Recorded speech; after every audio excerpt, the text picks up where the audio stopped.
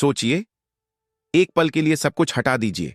Phone, internet, GPS, सड़कें, board, नाम, सब। अब आप खड़े हैं एक ऐसी धरती पर जिसका कोई नक्शा नहीं है। कोई नहीं जानता इसके आगे क्या है, कितनी जमीन है, कहां जंगल खत्म होते हैं, कहां पानी शुरू होता है। और इस धरती पर एक इंसान खड़ा है। न वो वैज्ञानिक है, न खोजकर्ता, न राजा, बस एक आम इंसान जिसे जिंदा रहना है। उस समय दुनिया गोल है या छपट्टी, ये सवाल किसी के दिमाग में नहीं था। सवाल सिर्फ एक था, आज रात जिंदा रह पाएंगे या नहीं। उस दौर में दुनिया का मतलब पूरी पृथ्वी नहीं था। दुनिया का मतलब था जहां तक पैर जा सकते हैं, जहां तक आंख देख सकती है, उससे आगे बस अंधेरा था, डर था और कहानियां थीं। अगर कोई बहुत दूर निकल जाए और वापस न आए तो लोग कहते थे वो दुनिया के आखिरी छोर पर चला गया, क्योंकि उस समय दुनिया का कोई आखिरी छोर कागज पर नहीं, दिमाग में होता था। इंसान तब रास्ते नहीं पूछता था, क्योंकि पूछने वाला कोई नहीं होता था। अगर आप भटक गए तो भटक ही गए। इसलिए उस समय सबसे कीमती चीज थी याद रखने की ताकत। इंसान अपने दिमाग को नक्शा बनाता था। वो याद रखता था, उस पेड़ के बाद जमीन नीचे जाती है, उस चट्टान के पास पानी मिलता है, उस पहाड़ी के पीछे शिकार मिलता है। हर सफर एक परीक्षा होता था, एक छोटी सी भूल और मौत सामने। धीरे धीरे इंसान ने समझा कि धरती से ज्यादा भरोसेमंद आसमान है। धरती बदलती थी, पेड़ गिर जाते थे, नदियां रास्ता बदल लेती थीं, लेकिन आसमान वो हर रोज वैसा ही रहता था। सूरज हर सुबह एक ही जगह से निकलता था, हर शाम एक ही दिशा में डूबता था। बिना नाम दिए, बिना दिशा बोले, सूरज इंसान को सिखा रहा था कैसे चलना है। इंसान ने देखा, अगर सूरज सामने है तो रास्ता कुछ और है, अगर सूरज पीठ पीछे है तो रास्ता कुछ और। यहीं से दिशाओं की समझ पैदा हुई। कोई पूर्व पश्चिम नहीं कहता था, लेकिन शरीर समझने लगा था। फिर रात आई। रात डरावनी थी, अंधेरी, खामोश और अनजानी। लेकिन उसी अंधेरे में कुछ चमकता था, तारे। पहले तारे बस रोशनी के बिंदु थे, फिर धीरे धीरे वो पहचान बनने लगे। कुछ तारे हर रात एक ही जगह दिखते थे, कुछ तारे घूमते थे, और कुछ ऐसे थे जिन्हें देखकर इंसान को रास्ता समझ आने लगा। आसमान धरती का पहला नक्शा बन गया। बिना कागज, बिना रेखा, बिना सीमा, इंसान ने तारों को जोड़कर आकृतियां बनाई, कहानियां बनाई, और उन्हीं कहानियों के सहारे यात्राएं की। उस समय नक्शा हाथ में नहीं होता था, नक्शा कहानी में होता था। उस तारे की सीध में चलना, उस चमकते समूह को बाईं तरफ रखना, ये निर्देश थे, बोलचाल के, जिंदा। इंसान ने जानवरों को भी ध्यान से देखा, क्योंकि जानवर कभी रास्ता नहीं भूलते। हिरण पानी की तरफ भागते थे, पक्षी मौसम से पहले दिशा बदलते थे। जहां जानवर जाते थे वहां जिंदगी होती थी, जहां कोई नहीं जाता था वहां मौत। इंसान ने जानवरों को अपना गुरु बना लिया, और फिर एक नई समझ पैदा हुई। हर बार रास्ता याद रखना मुमकिन नहीं, तो इंसान ने रास्ता छोड़ना शुरू किया। अपने निशान, पेड़ पर खरोंच, पत्थरों का ढेर, जमीन पर अजीब से निशान। ये निशान किसी और के लिए नहीं थे, ये खुद के लिए थे। अगर मैं लौटूं तो पहचान सकूं। धीरे धीरे इंसान ने अपनी याददाश्त को धरती पर उतारना शुरू किया। गुफाओं की दीवारों पर जो चित्र बने वो सिर्फ शिकार की तस्वीरें नहीं थीं, वो जानकारी थी। कहां पानी है, कहां जानवर मिलते हैं, कहां खतरा है। पूरी दुनिया नहीं, बस अपनी दुनिया। लेकिन जब जानकारी अधूरी होती है तो डर पैदा होता है। लोग कहने लगे, समंदर के आगे कुछ नहीं, कुछ जमीनें शापित हैं, कुछ रास्तों पर राक्षस रहते हैं। क्योंकि जहां नक्शा नहीं होता वहां कल्पना राज करती है, और डर सबसे पुराना नक्शा होता है। इंसान उस डर के साथ जीता रहा, लेकिन अंदर कहीं एक सवाल पल रहा था, अगर हम आगे जाएं तो क्या मिलेगा। यही सवाल आगे चलकर दुनिया को बदलने वाला था। लेकिन अभी इंसान सिर्फ चलना सीख रहा था, दुनिया को नापना नहीं। वक्त बदला। इंसान अब हर दिन चलने वाला नहीं रहा, उसने रुकना शुरू किया। नदियों के किनारे, उपजाऊ जमीन पर, जहां पानी पास था, जहां मिट्टी जिंदा थी। यहीं से इंसान की सोच बदली। अब सवाल यह नहीं था कि आज कहां जाए, अब सवाल यह था यहीं कैसे रहें। और जब इंसान रुकता है तो उसे अपने आसपास की दुनिया समझनी पड़ती है।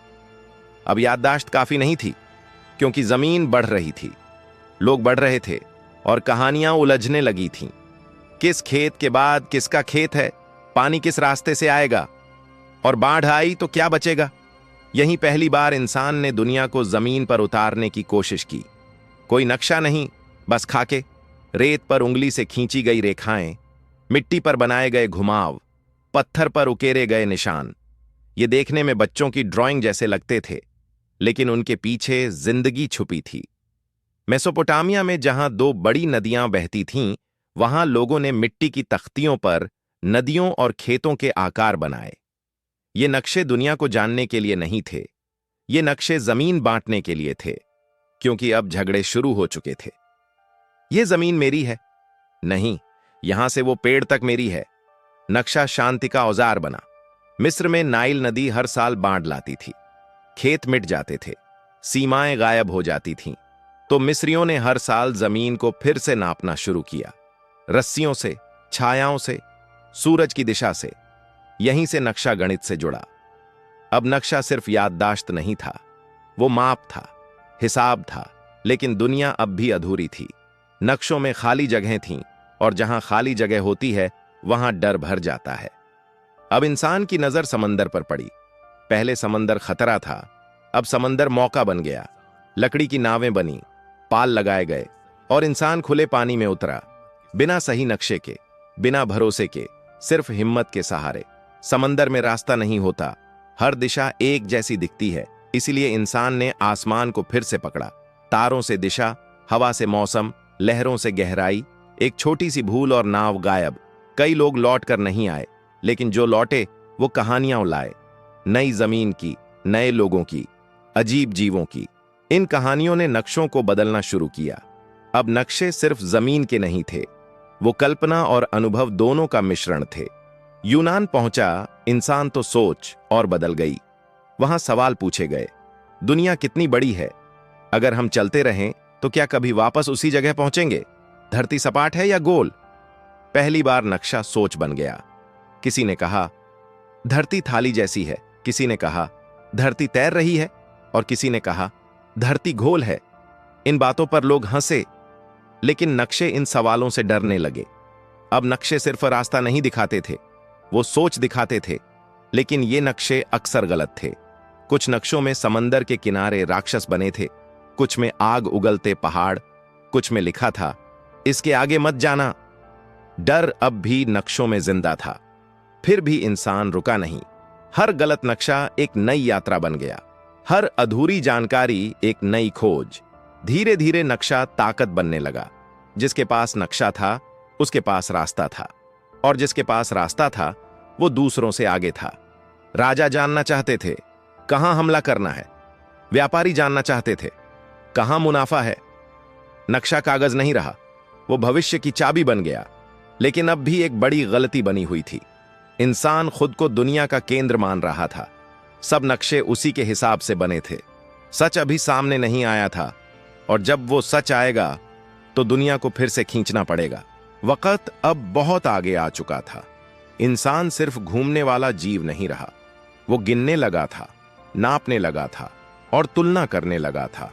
अब सवाल ये नहीं था कि रास्ता कहां है, अब सवाल ये था दुनिया असल में है क्या। सदियों तक इंसान अपने बनाए नक्शों को सच मानता रहा, लेकिन धीरे धीरे कुछ बातें अजीब लगने लगीं। जहाज जब दूर जाते तो सबसे पहले उनके पाल गायब होते, फिर जहाज का शरीर, और आखिर में पूरा जहाज। अगर धरती सपाट होती तो ऐसा नहीं होना चाहिए था। पहले लोगों ने इसे नजर का धोखा कहा, फिर किसी ने कहा शायद समुद्र झुका हुआ है, लेकिन सवाल रुकने वाला नहीं था। यूनान से लेकर दूर दूर की सभ्यताओं तक एक नई सोच फैलने लगी। अगर धरती गोल है तो नक्शे गलत हैं, और अगर नक्शे गलत हैं तो इंसान गलत रास्ते पर चल रहा है। ये बात कई लोगों को पसंद नहीं आई, क्योंकि नक्शे अब सिर्फ जानकारी नहीं थे, वो सत्ता थे। राजाओं के पास नक्शे थे, सेनाओं के पास नक्शे थे, व्यापारियों के पास नक्शे थे, और नक्शा बदलने का मतलब था ताकत बदलना। फिर भी कुछ लोग थे जो रुकने वाले नहीं थे। उन्होंने कहा चलो देखकर आते हैं, और इंसान ने धरती को साबित करने के लिए समंदर में छलांग लगा दी। जहाज चले हफ्तों तक, महीनों तक। कई वापस नहीं आए, लेकिन कुछ लौट कर आए, और जो लौटे वो एक कहानी लाए, धरती गोल है, ये सिर्फ एक खोज नहीं थी, ये झटका था। पुराने नक्शे एक झटके में बेकार हो गए। अब दुनिया को फिर से बनाना था।